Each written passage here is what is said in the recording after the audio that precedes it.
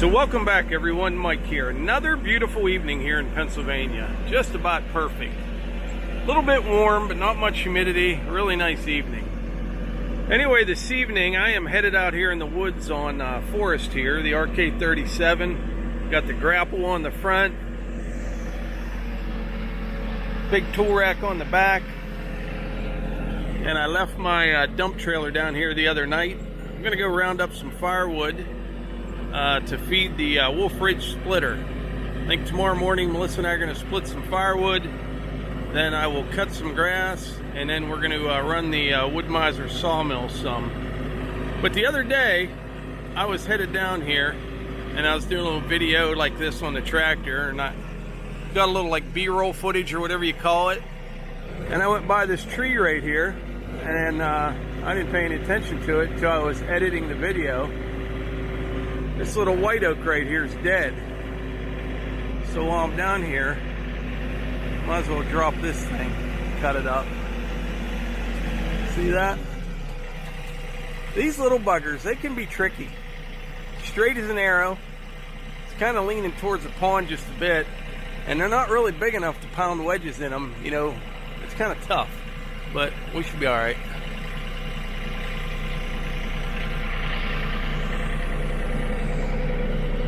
I think what I'll do, I'll lay it right down in here. I think I'll have to get off the tractor and look at it a little bit, but I think that's where we'll put her.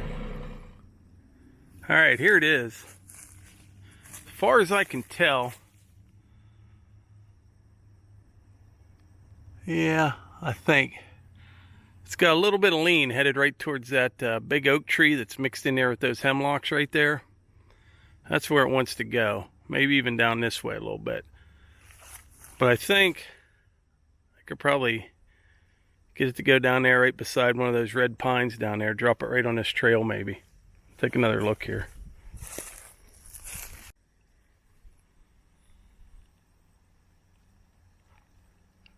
Yeah. It's hard to say. It's definitely aimed towards that oak tree right there. It would be great if I could get it to go way over here, but that's about 90 degrees from where it wants to fall. I'm not a professional, as I always say, but I think I could probably get it to go right down in here, right beside that one red pine right there, right to that side of it. There's some limbs way up there on that big oak, but I think the top of this one is just going to scratch them on the way down. There's a bunch of dead limbs up there, so I'll definitely have to get out of the way pretty quick as soon as it starts to go. Yeah, that's what we'll do.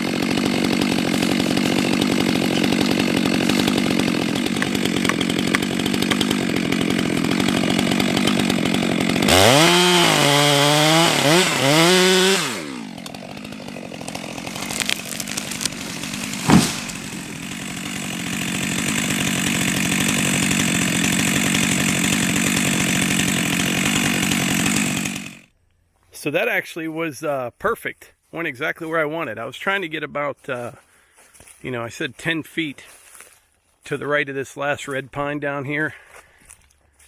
And that's exactly where it went. I just didn't want it to get caught up in that oak tree up there, or that hemlock right there. But yeah, went exactly where I wanted. I know, I sound surprised, don't I? Perfect. So last week one day I did something that you probably wouldn't expect to see me doing a lot of. I went golfing. I did. There was a golf outing for the oil and gas industry over in Ohio, and some guys that I work with, they needed someone else to play. And, you know, they asked me about a month ago. I'm like, yeah, I'll play, you know. And it was actually a pretty good time. We had a lot of fun, and I played surprisingly well. I was shocked. I used to play golf years ago, but I hadn't played for probably 4 years until this past week. And even before that, I was only playing maybe 3 or 4 times a year. Now, when I was younger, I played a little bit more. I was never great, but I wasn't bad, you know, just kind of middle of the road. But yeah, I played actually pretty well, and it was fun. But don't get me wrong, I would much rather be out here in the woods than playing golf. And I think that's one of the reasons that I quit years ago. You know, when you're out there playing, you start thinking about, I should be doing this or I could be doing that. And it takes all day long, and it just got to where it wasn't any fun for me anymore. And so I just quit altogether, cold turkey, you know what I'm saying? But anyway, there's a point of all this.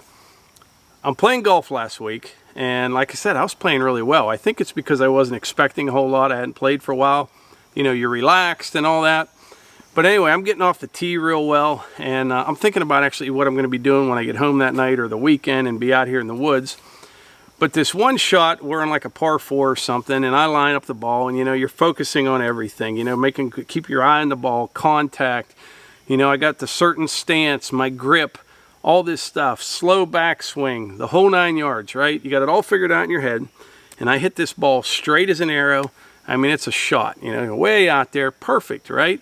There's only one problem, and it just about went out of bounds and hit a big tree way over the left side of the fairway.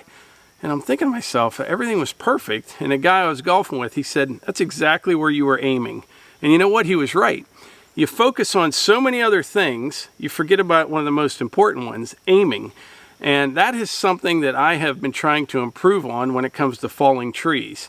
Now, like I always say, I am by no means a professional at this. I'm a weekend warrior. I've cut lots of trees over the years. I did a lot of clearing for a company that I used to work for, but it was mostly in machines. So keep that in mind. I am not a professional. But I have found that I focus on, you know, I'm focusing on safety. You're looking for branches. You're trying to get the perfect notch. You want to make sure your back cut's not too high. Or if you have a heavy leaner, you know, you're paying attention to your bore cut, your escape route. There's so many things to think about and to take into consideration. I think one of my problems was I wasn't aiming enough. I wasn't. You know what I mean? Like these lines on a saw, they're there for a reason. You know what I mean? And, you know, if you have a little bit of lean to the tree, keep in mind, I'm not a professional, but like this one was aiming towards that oak tree right there, and I really focused in on exactly where I was aiming that tree. And as long as the hinge wood's good, it's not all rotted out in the center, it's really going to help me guide it exactly where it went. So that's what I did, and that tree went exactly where I wanted. And it all comes down to aiming. You know, these saws, they got these lines on them. And, you know, a lot of times, even if you're real close to it, I'll just leave it in the tree, back up there, you know, 5-10 feet, something like that, and make sure you're aimed right, and it all works out. But yeah, I was actually thought of that last week when I was golfing, when he told me, you know, it's a good shot, but that's exactly where you're aiming. And over the years, I've had trees that do that. I'm focusing on everything else. Everything goes exactly as planned, except I may be 20 or 30 feet off in one direction or the other. You get it hung up, you got to pull it down with a tractor. Like this little white oak right here, it was real tall, not real big around, but I had a very small window there, and it went exactly where I wanted. So anyway, that was the point of that whole long story about golf and falling trees and all that is something that I needed to work on, and I think I'm getting better at aiming, paying more attention to that. That's kind of an important thing.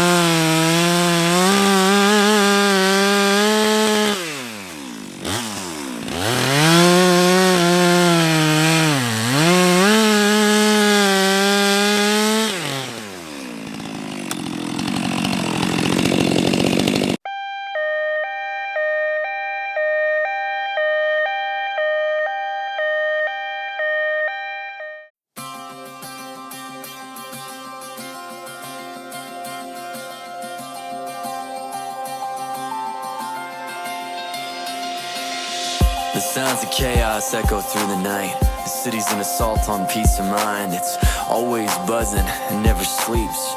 Leaves me driving round overcrowded streets in the city of hustle. There's no time to think. Might miss your shot the moment you blink. So we wait for tomorrow like we wait for a drug. And we're hoping this time that the fix will be enough. Then the song over the radio, oh, and I can feel it, bringing back all I know. Like a whiz, like a kiss, like a voice to remind me I don't have to fly away tonight. I just need to find a place that I can call my own. You call my own. And I don't need a palace in the sky. I just need to find a place that I can call my own. You call my own. Blend like the haze of this town. Makes it hard to breathe or find solid ground. We pace these streets but forget who we are. Lost in the chase, dreams covered in scars.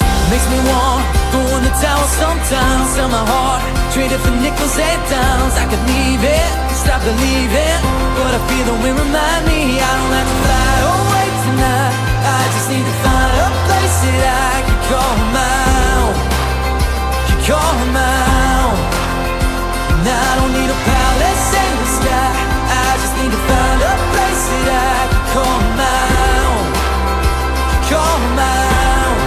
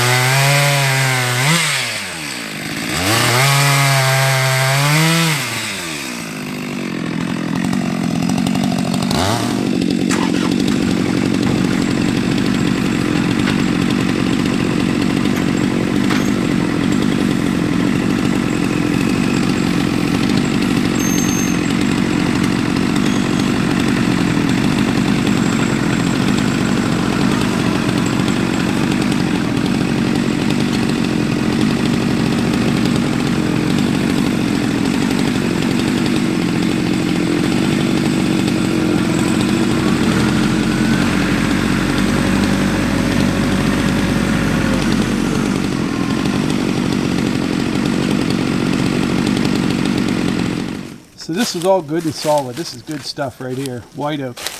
It was dead. But I counted 43 rounds that I cut. You know, some of them down to 4 inches. At the base here, about 11. Maybe 12 inches at the base. That's why I cut it into firewood. But anyway, the point of me telling you that is this. 43 times 16 inches divided by 12, I think that's like 57 feet long. And then I have just a wee little bit of top left down there, maybe another 25 feet, something like that. So that tree was close to 90 feet tall and only, like I said, 11 inches maybe 12 inches in diameter at the base. That's pretty tall. And I think what happens down here, you get these big oaks. You got these hemlocks down here as well. And that little white oak just couldn't compete with all this. Like that oak up there, that's a big one. Anyway, yeah, that'll make some good firewood.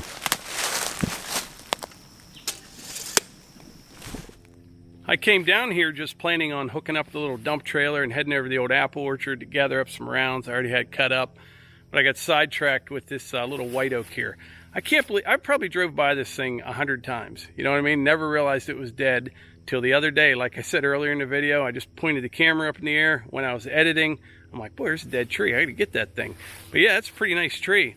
But anyway, it's getting dark now, so I think I'm gonna head up to the house, and then maybe tomorrow morning, I'll get the dump trailer. Melissa can bring the Ranger out, and we'll get a whole bunch of wood up to the Wolfe Ridge splitter. Just, you know, split right out of the dump trailer, out of the Ranger. We'll get a whole bunch done there probably before 10 in the morning. That should be good. I did have one equipment failure though tonight. Let me show you. My reading glasses. I'm hard on these things. I stick them in my pocket. I sit on them. I drop things on them. But yeah, I go through about a pair a week.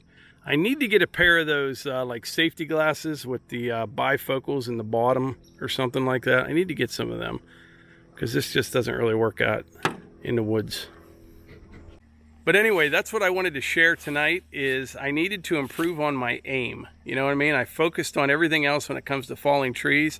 Now I'm paying more attention to aim, and it seems to be working out. But anyway, like I always say, if you enjoy these videos, please hit the like button, click subscribe, and share them with your friends. Thanks.